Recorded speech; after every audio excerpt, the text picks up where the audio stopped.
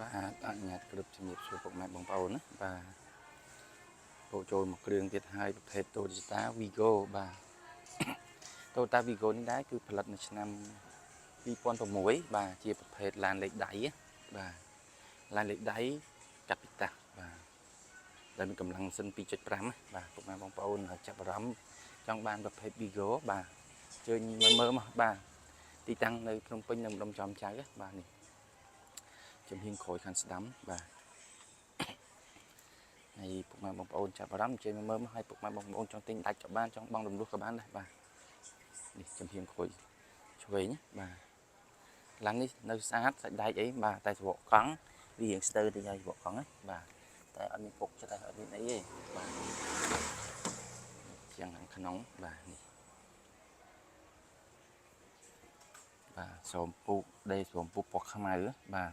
នេះផ្លាក់ដីឯបាទតើបានជូតសម្អាត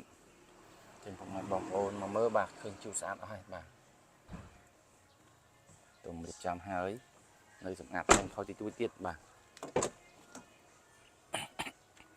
នេះជាងទ្វារបាទមុខឆ្វេងបាទ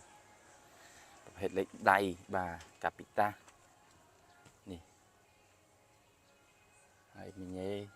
បាទនេះកណិចអញត្រោយបានណាតាប់លយបាទនេះហើយពុកម៉ែបងប្អូនចង់មើលបាទប្លុកម៉ាស៊ីនពុកម៉ែបងប្អូនធ្វើការឆាតមកបាទហើយឯកសារគឺមានគ្រប់ណាបាទហើយសបកកង់ខាងមុខនៅថ្មីបាទស្ទើរខាងក្រោយបាទសាក់ស៊ីបាទនិយាយជូនអត់មានច្រេះអត់មានអីទេបាទហើយពុកម៉ែបងប្អូនចង់បានពីប្រភេទ Ford Everest បាទឬក៏ Ford Ranger អីបាទពុកម៉ែបងប្អូនអ្នកម្ដងមកបាទ Ford Ranger ក៏មាន Everest ក៏មានដែរបាទនៅខាងក្រោយនោះបាទ Everest ពី3គ្រឿងបាទ Ford Ranger ក៏មានបាទហើយពុកម៉ែបងប្អូនកុំភ្លេចជួយ like ជួយ share ផងណាអរគុណនិងជម្រាបលា